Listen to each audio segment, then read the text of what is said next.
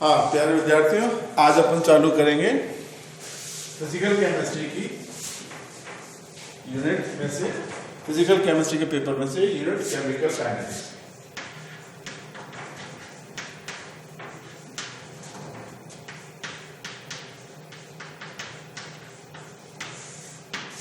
ये वाला अपन चैप्टर चालू करेंगे, केमिकल काइनेटिक्स। नया टॉपिक है, इंटरेस्टिंग टॉपिक है, ठीक है। हिंदी में कहेंगे इसको रासायनिक बलगतिकी। यदि आपसे कहा जाए कि किसी ऐसे व्यक्ति को जो साइंस बैकग्राउंड का नहीं है, जो साइंस के बारे में नहीं जानता है, उसको अभिक्रिया के बारे में समझाया जाए। आप समझ रहे हैं मेरी बात को? किसी ऐसे व्यक्ति को अपन को रिएक्शन के बारे में समझाना है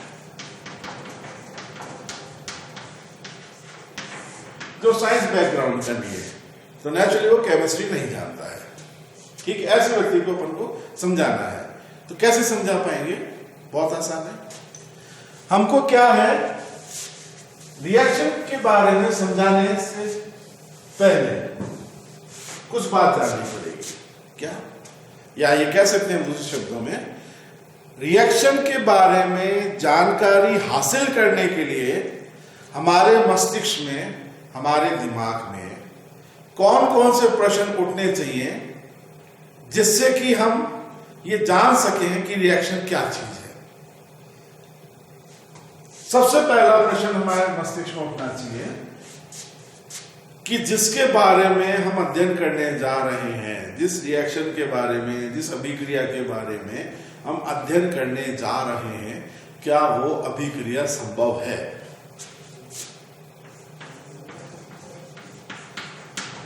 रिएक्शन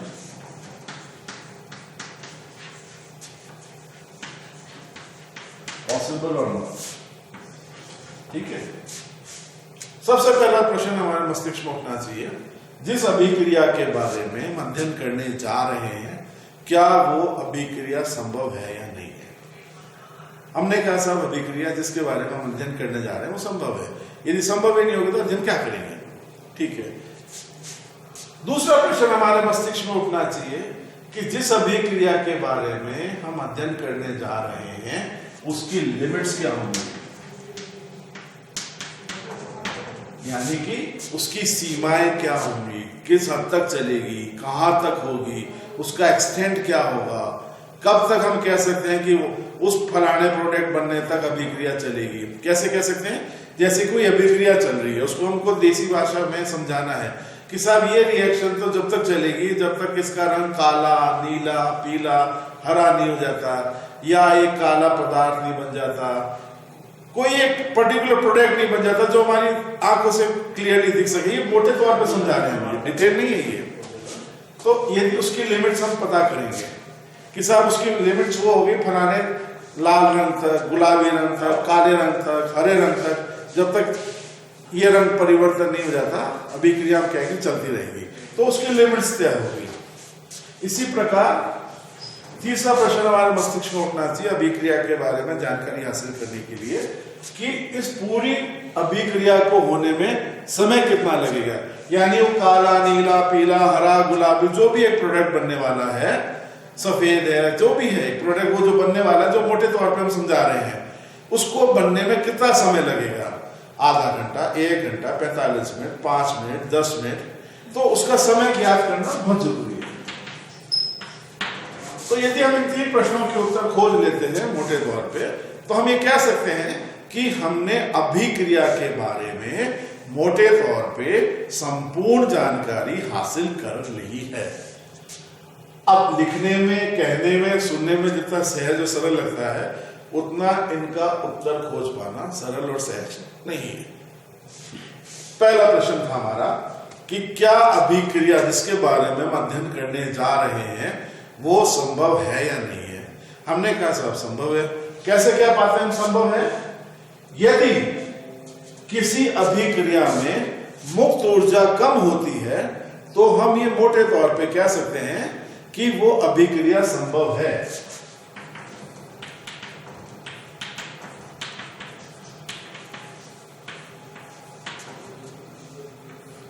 यानी कि किसी अभिक्रिया में मुक्त ऊर्जा कम होती है तो हम मोटे तौर पे कह सकते हैं, एक कंडीशन है ये, मोटे तौर पे हम कह सकते हैं कि वो अभिक्रिया संभव है।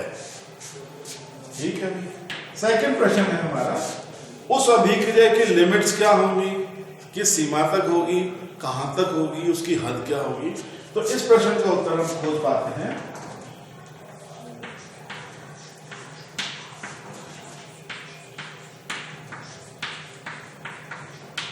लॉ ऑफ मास एक्शन के द्वारा, यानी हिंदी में द्रव्य अनुपाती क्रिया के नियम के अनुसार। ये तो मुक्त ऊर्जा का सिद्धांत हो गया, पहला प्रश्न का उत्तर उससे खोज पाते हैं मुक्त ऊर्जा के सिद्धांत के अनुसार।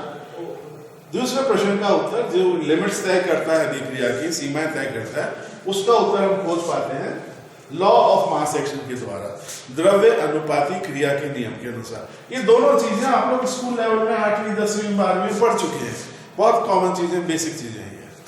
ठीक है। अब तीसरा प्रश्न जो था हमारे दिमाग में जो उठा था कि अभिक्रिया को पूर्ण होने में कितना समय लगेगा, 10 मिनट, 15 मिनट, 20 मिनट, ये पूर्ण होने में कितना समय लगेगा।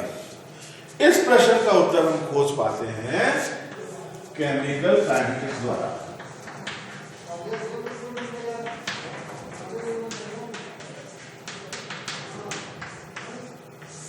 केमिकल काइनेटिक्स के द्वारा, जो कि इस चैप्टर का नाम भी है, क्या केमिकल डायनामिक्स है, किसी किसी किताबों में लिखा हुआ है रासायनिक बलगति की हिंदी में कहते हैं।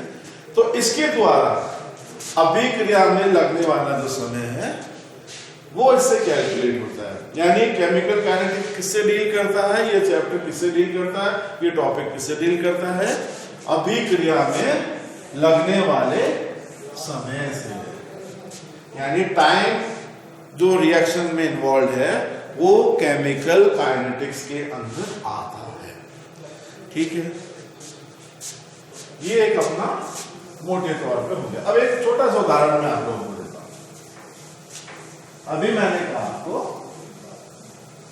किसी अभिक्रिया में मुक्त ऊर्जा कम होती है तो हम कह सकते हैं कि वो अभिक्रिया संभव है। पहला प्रश्न का उत्तर उसी से हमने खोजा था। एक उदाहरण है, कार्बन प्लस ऑक्सीजन के सहयोग से कार्बन डाइऑक्साइड, आरटी यहां पे होता है रूम टेम्परेचर। कार्बन में ऑक्सीजन के सहयोग से कार्बन डाइऑक्साइड बनती है।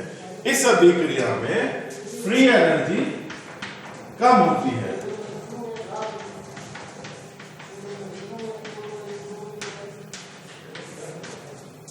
तो उस हिसाब से, उस लॉजिक से, तो ये अभिक्रिया संभव होनी चाहिए। भैया अपन ने पहला प्रश्न में क्या कहा था, यदि किसी अभिक्रिया में मुक्त ऊर्जा कम होती है तो अभिक्रिया संभव होगी मोटे तौर पे। और एक उदाहरण है आप लोगों के सामने, कार्बन और ऑक्सीजन के सहयोग से कार्बन डाइऑक्साइड बनती है। इस अभिक्रिया में मुक्त ऊर्जा कम होती है, तो ये क्या अभिक्रिया संभव होगी?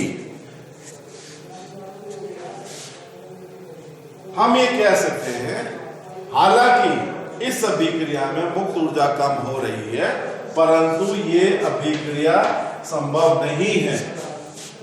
क्यों संभव नहीं है? बहुत लॉजिकल बात है। हमने क्या लिखा इक्वेशन में, carbon plus oxygen room temperature carbon dioxide gas बना। अब इमेजिन करिए आप, यदि अभिक्रिया संभव होती, रूम टेम्परेचर है, कमरा का कक्ष है, क्लासरूम का टेम्परेचर है, रूम टेम्परेचर हो गया, वातावरण में कार्बन भी उपलब्ध है, ऑक्सीजन भी उपलब्ध है। तो यदि ऐसे कार्बन डाइऑक्साइड बनने लग जाती तो हम लोगों का जीवित रहना संभव नहीं होता। पर क्योंकि मुक्त ऊर्जा कम हो रही है तो हम ये कहते हैं कि हालांकि इस अभिक्रिया में मुक्त ऊर्जा कम हो रही है परंतु फिर भी यह अभिक्रिया संभव नहीं है। अब क्यों संभव नहीं है? क्योंकि ये रूम टेम्परेचर पे अभिक्रिया बहुत धीमी गति से चलती है। यानी 1 मोल कार्बन को 1 मोल ऑक्सीजन के साथ कंबाइन करके 1 मोल कार्बन डाइऑक्साइड बनाने में महीनों सालों लग जाते हैं। इसलिए हम ये कहते हैं कि वेरी स्लो रिएक्शन है ये।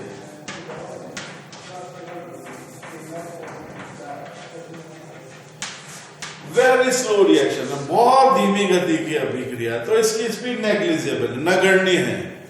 तो हम ये कहते हैं कि हालांकि मुक्त ऊर्जा कम हो रही है परंतु ये अभिक्रिया संभव नहीं है। अब कैसे संभव किया जा सकता है?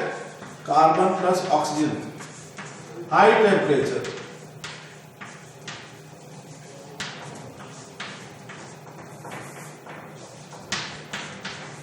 तब ये अभिक्रिया तुरंत संभव हो जाती है। जिसका ताप बढ़ा दिया जाए तो अभिक्रिया संभव हो जाती है। अब इससे क्या निष्कर्ष निकलता है कि अभिक्रिया को प्रभावित करने वाले अन्य और भी कारक हैं, खाली इन कंडीशंस पे ही डिपेंड नहीं करेगी कि साहब मुक्त ऊर्जा कम होगी तो अभिक्रिया संभव हो जाएगी। अभिक्रिया को प्रभावित करने वाले और भी कारक हैं जो कि उसको प्रभावित करते हैं।